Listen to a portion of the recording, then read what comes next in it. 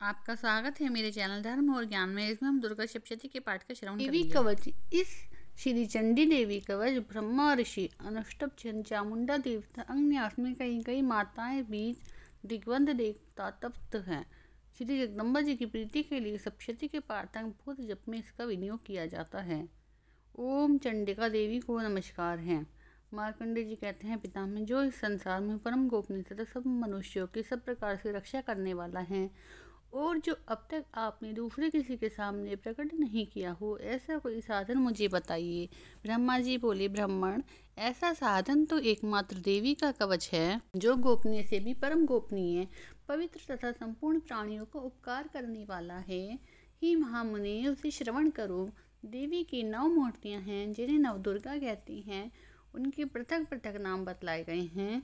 प्रथम का नाम शैलपुत्री है, दूसरी मूर्ति का नाम ब्रह्मचारिणी है, तीसरा स्वरूप चंद्रघंटा के नाम से प्रसिद्ध है, चौथी मूर्ति को कुष्ठमांडा कहते हैं, पांचवी दुर्गा का नाम स्कंद माता है, देवी के छठे रूप को कात्यायनी कहती हैं, सातवां कालरात्रि और आठवां स्वरूप महागौरी के नाम से प्रसिद्ध है, नवी दुर्गा का नाम सिद्धिदात्री है। ये सब नाम सर्वज्ञ महात्मा वेद भगवान द्वारा ही प्रतिपादित हुए हैं।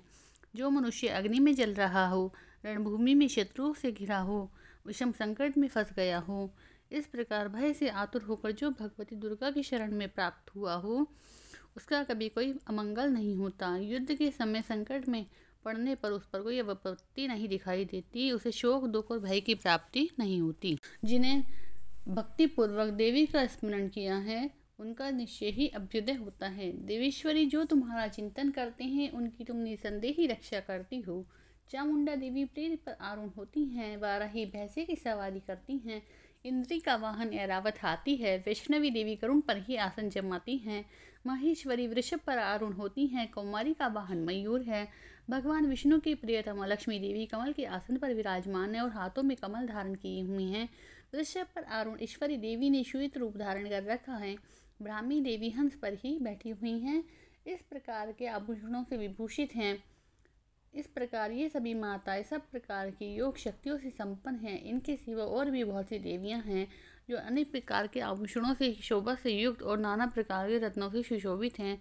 ये संपूर्ण देवियां क्रोध में भरी हुई हैं और भक्तों की रक्षा के लिए हल रथ पर बैठी दिखाई देती हैं। ये सिंह चक्र गदा शक्ति हल मूसल खेटक तोमर परशु पाश कुंद और त्रिशूल उत्तम शांख धनुष आदि अस्त्र अपने हाथों में धारण करती हैं। दैत्यों के शरीर का नाश करना और भक्तों को अभय देना ही इनके कल्याण करने का उद्देश्य है। देवी का कवच आरंभ करने से पहले इस प्रकार प्रार्थना करनी चाहिए। ही महान रौद्र रूप घोर पराक्रम वाली देवी, महान बल और महान उत्साह वाली देवी, तुम महान भय का नाश करने वाली हो, तुम्हें नमस्कार है। तुम्हारी ओर देख सकना भी कठिन है।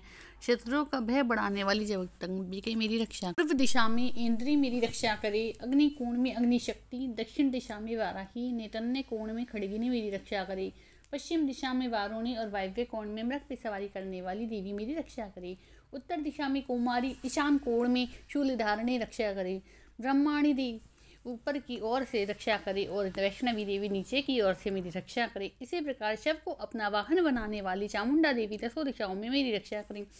जया आगे से और विजय पीछे की ओर से रक्षा करे। वाम भाग में अजिता और दक्षिण भाग में अपराजिता रक्षा करे। उगोतनी शिखा की रक्षा करे। उमा मेरे मस्तक पर विराजमान होकर रक्षा करे। ललाट में मालाधरी रक्षा करे और यशस्विनी मेरी बोहू का संरक्षण करे। बोहू के मध्य भाग में त्रिनेत्रा और नसों की यमघंटा देवी रक्षा करे। दोनों नेत्रों के मध्य भाग में शंखिनी और कानों की द्वारवासिनी रक्षा करे। कालिका देवी कपोलों की भगवती शांकरी कानों के मूल भाग की रक्षा करें। नासिका में सुगंधा और ऊपर के होठों की चर्चिका रक्षा करें।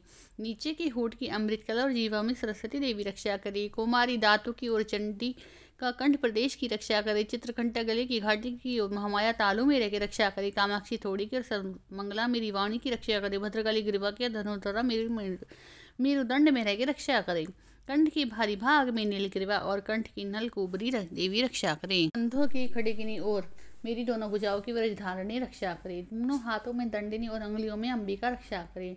शूलेश्वरी नखों की रक्षा करे। कुलेश्वरी पेट में रह के रक्षा करे। महादेवी मेरे दोनों स्तनों की और शोक विनाशिनी मन की रक्षा करे। ललिता देवी हृदय में और शूलधारिणी उदर में रह के रक्षा करे। नाभि में कामिनी और भूभाग में गुहेश्वरी रक्षा करे। पूतना और कामिका लिंग की और महिषवादिनी गुदा की रक्षा करे। भगवती कटिभाग में विंध्यवासिनी घुटनों की रक्षा करे। संपूर्ण कामनाओं को देने वाली महाबला देवी दोनों पिंडलियों की रक्षा करे। नारसिंगी दोनों ठुड्डियों की और तेज सी देवी दोनों पैर चरणों के पृष्ठभाग की रक्षा करे। श्री देवी पैरों की उंगलियों में और तलवासिनी पैरों के तलुओं में रह के रक्षा करे। अपनी दाढ़ों के कारण भयंकर दिखाई देने वाली दृष्टा कराली देवी नखों की और उर्ध केशवनी देवी केशों की रक्षा करे। रोमवलियों के छिद्रों में कोपीरी और त्वचा की बागेश्वरी रक्षा करे।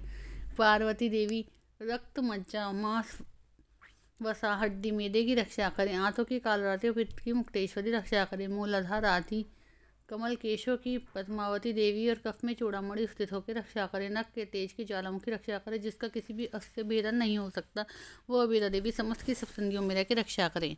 ब्रह्माणी देवी आप मेरे विजय की रक्षा करें। छत्रेश्वरी छाया की धर्मधारिणी आप मेरे अहंकार मन और बुद्धि की रक्षा करें। हाथ में व्रज धारण करने वाले व्रजहस्ता देवी मेरे प्राण अपान व्यान उदान और समान वायुओं की रक्षा करें। कल्याण से शोभित होने वाली भगवती कल्याण शोभना मेरे प्राण की रक्षा करें। रस रूप गंध शब्द स्पर्श इन विषयों के अनुभव करते समय योग शक्ति रक्षा करे। सत्वगुण रजगुण तमगुण की रक्षा सदा नारायणी देवी करें। वाराही आयु की रक्षा करे। वैष्णवी धर्म की रक्षा करे। चक्रणी देवी यश कीर्ति लक्ष्मी धन तरत विद्या की रक्षा करें। इंद्राणी देवी आप मेरे गोत्र की रक्षा करें। चंडी के तुम मेरे पशुओं की रक्षा करो। महालक्ष्मी पुत्रों की रक्षा करें। भैरवी पत्नी की रक्षा करें। मेरे पति की सुपता और माँ की क्षेम की रक्षा करें। राजा के दरबार में महालक्ष्मी रक्षा करें। सब ओर से व्याप्त रहने वाले विजय देवी संपूर्ण भय से रक्षा करें। देवी जो स्थान कवच में नहीं कहा गया अरे रक्षा से रहित है, वह सब तुम्हारे द्वारा सुरक्षित हो, क्योंकि तुम विजयशालिनी पापनाशिनी हो। यदि मनुष्य अपने शरीर का भरा चाहे तो वो मनुष्य कवच के बिना एक पग भी न जाए। कवच का पाठ करके यात्रा प्रारंभ करे। कवच के द्वारा सब ओर से मनुष्य सुरक्षित हो जाता है। वह जहाँ जहाँ भी जाता है वहाँ से धन लाभ होता है। संपूर्ण कामनाओं की सिद्धि करने वाली विजय की प्राप्ति होती है। वह जिस जिस अभिष्ट वस्तु का चिंतन करता है उसको निश्चय ही प्राप्त कर लेता है। वह मनुष्य इस पृथ्वी पर तुलना रहित होकर महान ऐश्वर्य का भागी होता है। कवच से सुरक्षित मनुष्य निर्भय हो जाता है। युद्ध में उसकी पराजय नहीं होती। वह तीनों लोकों में पूजनीय होता है। का यह कवच देवताओं को भी दुर्लभ है। जो प्रतिदिन नियम पूर्वक तीनों संध्या के समय श्रद्धा के साथ इसे पढ़ता है उसे देवी कला प्राप्त होती है। वे तीनों लोकों में कभी अपराजित नहीं होता। इतना ही नहीं, वह मृत्यु से रहित हो 100 से भी अधिक वर्षों तक जीवित रहता है।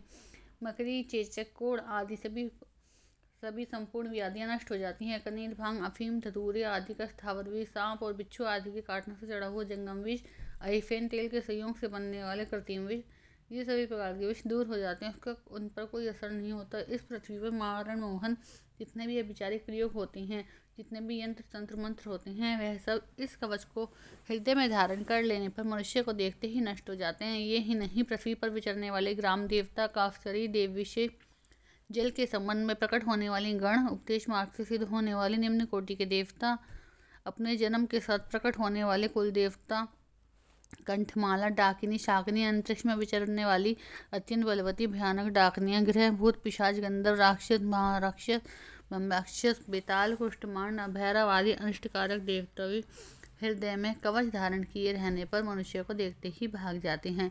कवचधारी पुरुष को राजा से समान वृद्धि प्राप्त होती है। यह कवच मनुष्य के तेज की वृद्धि करने वाला और उत्तम है। कवच का पाठ करने वाला पुरुष अपनी कीर्ति से विभूषित तो भूतल पर अपने सुयश के साथ साथ वृद्धि को प्राप्त करता है।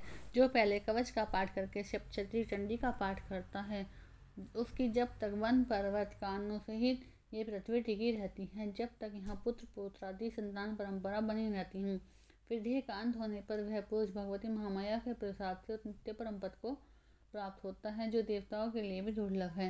वह सुंदर दिव्य रूप धारण करता कल्याण में शिव के साथ आनंद का भागी होता है। इति मार्कंडेय पुराण संपूर्ण कवच संपूर्ण।